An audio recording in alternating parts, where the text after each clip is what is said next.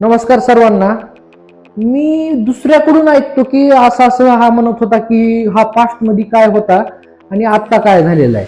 पहिली गोष्ट म्हणजे स्वतःच्या चुका मान्य करण्यासाठी वागाचं काळीज लागतं, तुमच्यासारखं पाठीमागं बोलून जमत नाही. दुसरी गोष्ट म्हणजे कुणी काहीतरी प्रगती करत असेल तर त्याला तुम्ही पाठिंबा नाही दिला तरी काही हरकत नाही, परंतु असे जे तुमचे हे माकडचाळे म्हणतात आपल्या मराठी भाषेमध्ये, हे असलं करणं बंद करा. दुसरी गोष्ट म्हणजे जर तुम्हाला स्वतःमध्ये परिवर्तन घडवायचं असेल तर काहीतरी तुम्हाला करावंच लागेल, आणि जे खरंच सुधारायचं असेल, त्यांना स्वतःमध्ये बदल घडवायचा असेल, बिनधास्त मला मेसेज करा, फोन करा.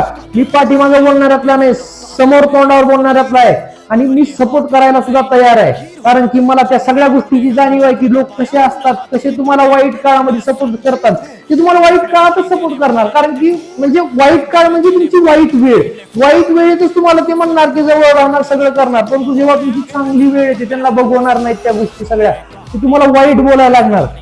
त्यामुळं अशा लोकांपासून 4 हात लांब राहा. आणि दुसरी गोष्ट म्हणजे तुम्हाला जर माझ्याबद्दल काही बोलायचं असेल, डायरेक्ट समोर मला येऊन बोला. तेवढी हिंमत ठेवा तुमच्यामध्ये सुद्धा बोलण्याची, कारण की माझ्यात तेवढी बोलण्याची हिंमत आहे, करून दाखवायची ताकद सुद्धा आहे. कहानी है जो सबको सुनानी है, इनकी भूख भी तो मैंने ही मिटानी है.